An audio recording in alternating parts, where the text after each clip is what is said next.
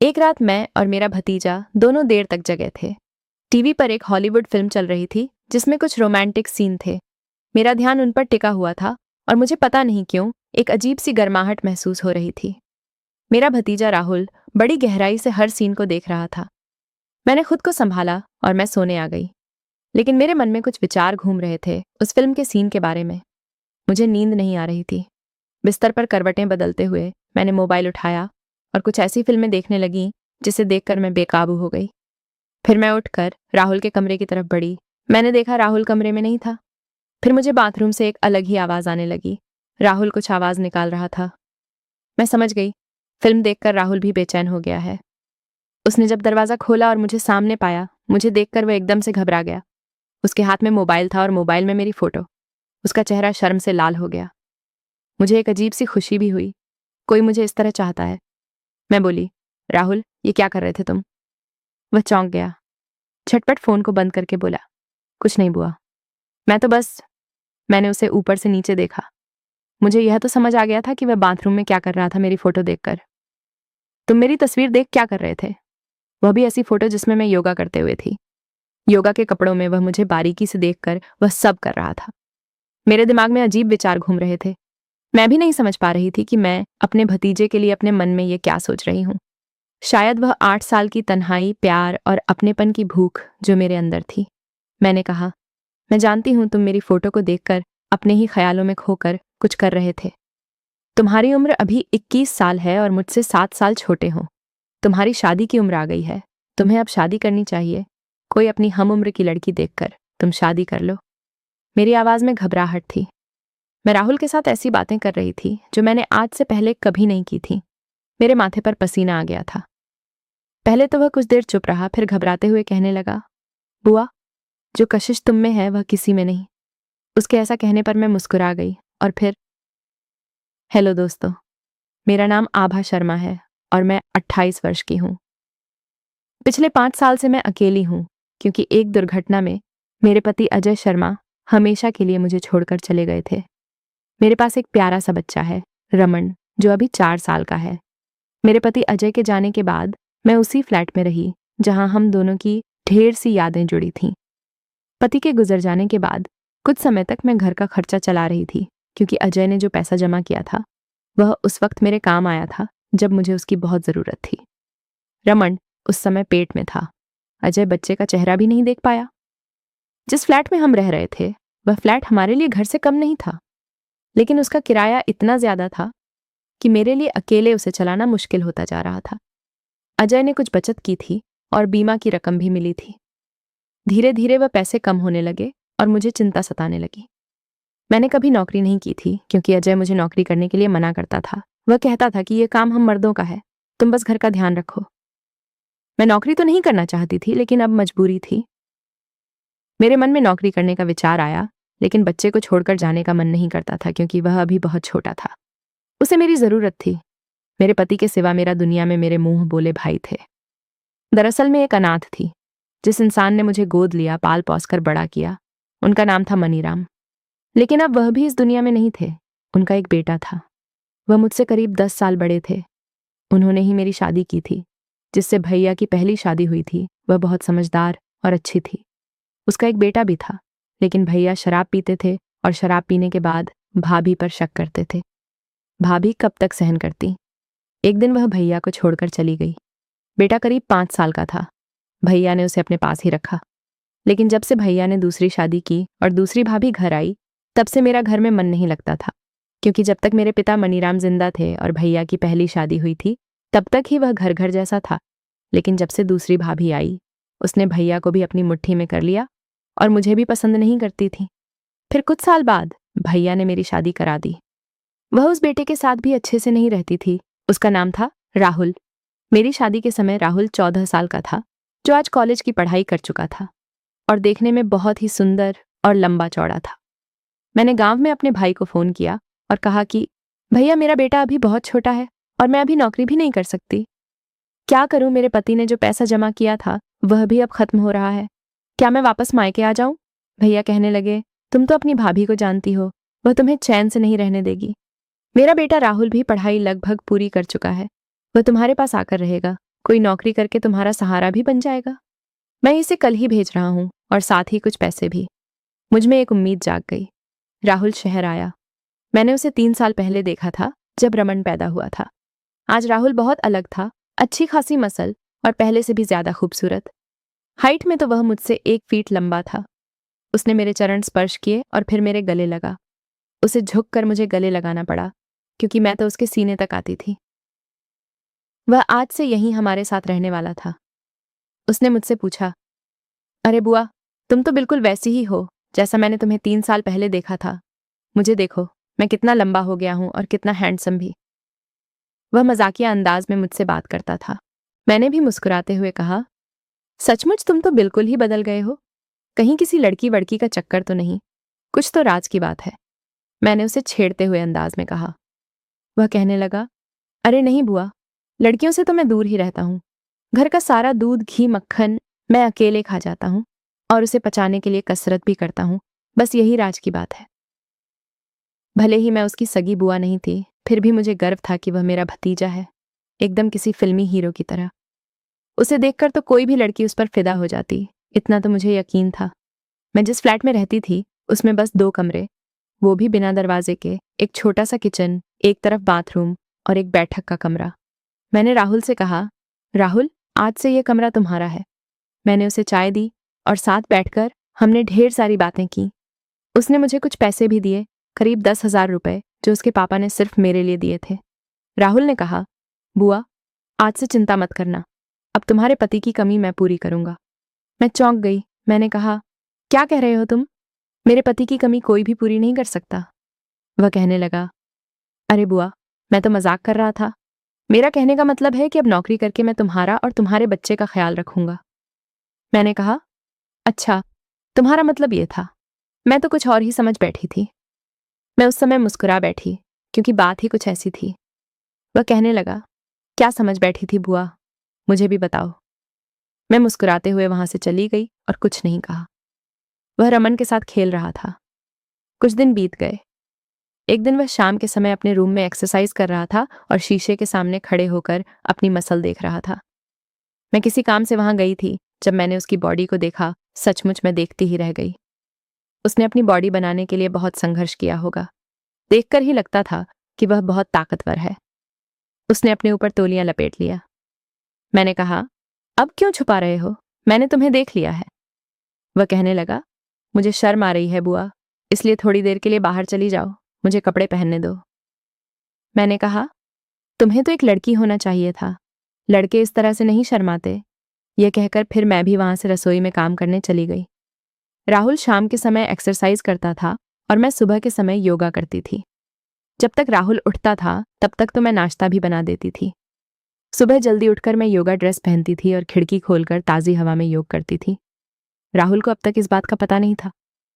एक दिन सुबह जब मैं योगा कर रही थी, मैंने अपनी आंखें बंद करके घुटनों के बल बैठकर अपने दोनों हाथों को पीठ की तरफ पकड़कर अपने चेहरे को जमीन पर रखा था। मैं यह आसन काफी देर तक कर रही थी। मुझे मालूम भी नहीं था कि उस समय राहुल मुझे वहां पर देख रहा है। उसने छुपकर मेरी कुछ तस्वीरें ली थीं।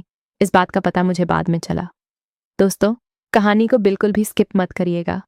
अब कहानी का ऐसा भाग शुरू होने वाला है जो आपको भरपूर मनोरंजन देगा। बस आपसे प्रार्थना है, अगर कहानी अच्छी लगेगी तो प्लीज मेरे चैनल को सब्सक्राइब अवश्य करना। उस दिन के बाद राहुल मुझे हर रोज सुबह के समय छुप छुप कर देखा करता था। एक दिन वह कहने लगा, बुआ, तुम सुबह कितने बजे उठ जाती हो? मैंने कहा, करीब 5 बजे। क्यों, तुम ऐसा क्यों पूछ रहे हो? वह कहने लगा, बस ऐसे ही, क्योंकि जब मैं सुबह उठता हूँ तब तक नाश्ता भी तैयार होता है और तुम भी बिल्कुल फ्रेश दिखती हो। मैं भी सुबह उठकर एक्सरसाइज किया करूंगा और तुम्हारी तरह फ्रेश रहूंगा। मैं तो तब उठता हूँ जब धूप भी आ जाती है। फिर वह मेरी आंखों में देखते हुए कहने लगा, बुआ, मुझे तुम्हारे चेहरे पर एक चमक दिखती है। तुम्हें देखकर लगता ही नहीं कि तुम्हारी शादी भी हो गई है। ना मांग में सिंदूर, ना माथे पर बिंदिया और ना ही कोई श्रृंगार। तुम्हें देखकर कोई बता ही नहीं सकता कि तुम शादीशुदा हो। तुम्हें कोई एक कुंवारा लड़का देखकर शादी कर लेनी चाहिए। अभी तुम्हारी उम्र ही क्या है? मैंने कहा, कौन है जो मेरी शादी कराएगा और कौन है जो मुझसे शादी करेगा? मेरे बच्चे को कौन अपनाएगा? अगर कोई अपनाएगा तो वह कोई शादीशुदा ही होगा या फिर तलाकशुदा। कुंवारा लड़का तो बहुत दूर की बात है। हमारी किस्मत ऐसी ही लिखी होती है। जब किसी से शादी हो जाती है, उसके बाद किसी और को देखना भी गुनाह होता है। हमें उसके सहारे ही जिंदगी काटनी होती है, चाहे उसकी सुहागन बनकर या फिर मेरी तरह विधवा बनकर। राहुल मेरी बातें बड़े ध्यान से सुन रहा था, लेकिन कुछ नहीं बोला। उसे देखकर ऐसा लग रहा था जैसे मेरी बातों ने उसे बहुत प्रभावित किया हो। फिर मैंने कहा, खैर छोड़ो इन बातों को। कल सुबह मैं तुम्हें जल्दी जगा दूंगी। तुम अपने कमरे में एक्सरसाइज करते रहना और मैं घर के काम निपटाती रहूंगी। राहुल कहने लगा, बुआ, मैं कल ही नौकरी का पता करने भी जाऊंगा। अब मैं तुम्हारे और रमन के लिए अपना पूरा सहयोग दूंगा। मेरा बेटा रमन भी अब उसके साथ काफी घुल मिल गया था। ये देखकर मुझे भी अच्छा लगता था, क्योंकि रमन ने कभी अपने पापा को देखा ही नहीं था। वह तो कुछ भी नहीं जानता था पापा के बारे में। मैं उसके पापा की तस्वीर उसे दिखाकर कहती थी, ये तुम्हारे पापा हैं, और रमन उस तस्वीर को पापा कहकर चूमता भी था। उसी दिन शाम के समय रमन राहुल की गोद में बैठकर टीवी में एक हॉलीवुड मूवी देख रहा था। जब मैं रमन को लेने गई तो उसने आने से इनकार कर दिया। वह फिल्म देखने की जिद कर रहा था। मैं भी बेड पर बैठ गई और मूवी देखने लगी। हॉलीवुड की मूवी में कुछ ऐसे रोमांटिक सीन चल रहे थे जिसे देखकर मैं शर्म से उठकर वहां से बाहर आ गई और फिर राहुल से कहा, राहुल, रमन को मेरे पास भेज दो, वरना ये ऐसी फिल्में देखकर बिगड़ जाएगा। राहुल ने टीवी बंद करके कहा, रमन बेटा, अब तो लाइट चली गई है, अब तो हम मूवी नहीं देख सकते। चलो अब अपनी मम्मा के पास सोने जाओ। जब राहुल रमन को लेकर मेरे पास आया, मैंने राहुल की तरफ देखा। वह भी मुझे गौर से देख रहा था। फिर मैंने अपनी नजर फेर ली और रमन को गोद में उठाकर अपने कमरे में ले आई। जब तक रमन सो रहा था, मैं मूवी के रोमांटिक पलों में खोई थी। आज 4 साल बाद मेरे अंदर की वह भावना जगी थी जो मेरे पति के साथ ही हमेशा के लिए दफन हो गई थी। थोड़ी देर बाद मैं उठी और राहुल के कमरे की तरफ बढ़ी। मैंने अंदर जाकर देखा, राहुल कमरे में नहीं था, लेकिन बाथरूम से कुछ आवाजें आ रही थीं। यह आवाज राहुल की थी, लेकिन कुछ अलग ही। मैं बाथरूम के दरवाजे के बाहर एक तरफ चुपचाप खड़ी हो गई और उसका इंतजार करने लगी। उसके कमरे की लाइट बुझी हुई थी और दरवाजे में पर्दा लगा होता था।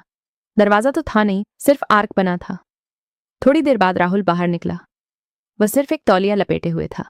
वह मुझे देखकर चौंक गया। उसके हाथ में मोबाइल था और उसमें मेरी फोटो थी।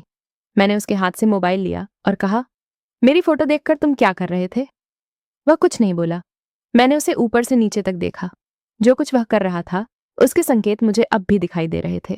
उसके शरीर में पसीना था, सांसों की रफ्तार तेज और चेहरे पर एक अलग ही शांति। उसके मोबाइल में मेरी जो फोटो थी, वह फोटो भी उस समय की थी जब मैं योगा कर रही थी।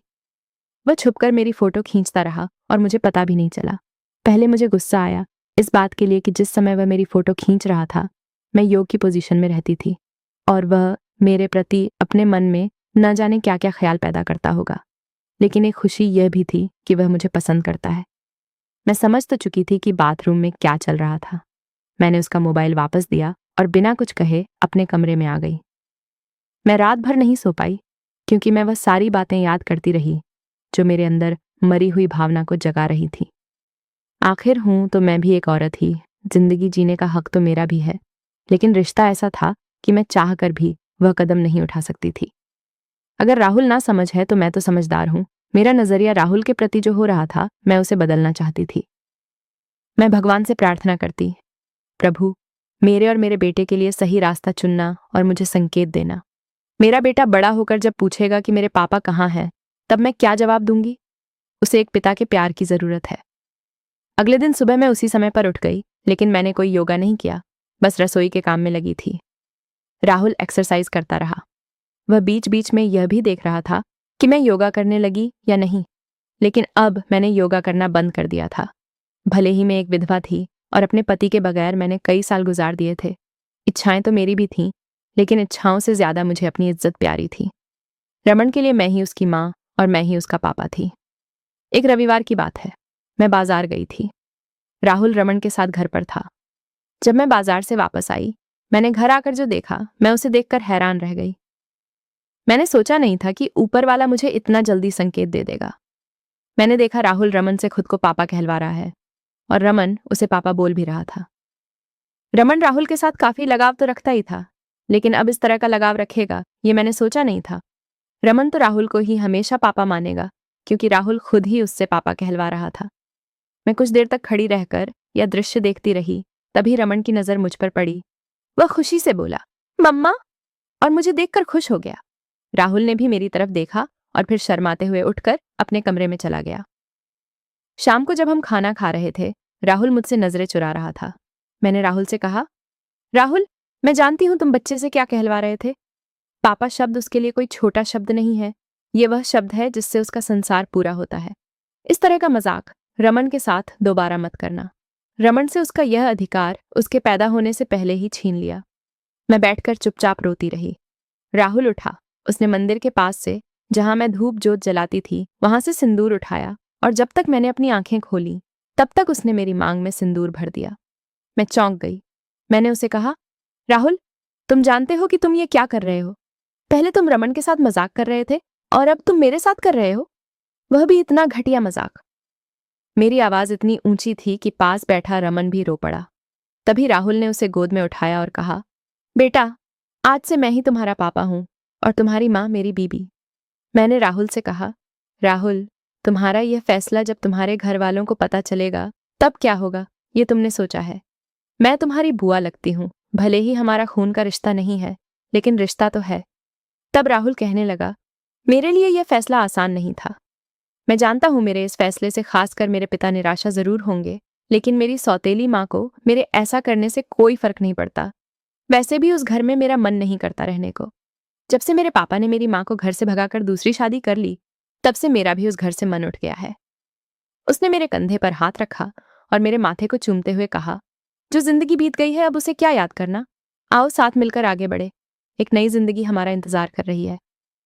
अब तुम्हारी जिंदगी रंगीन हो गई है और रमन का संसार भी पूरा हो गया है।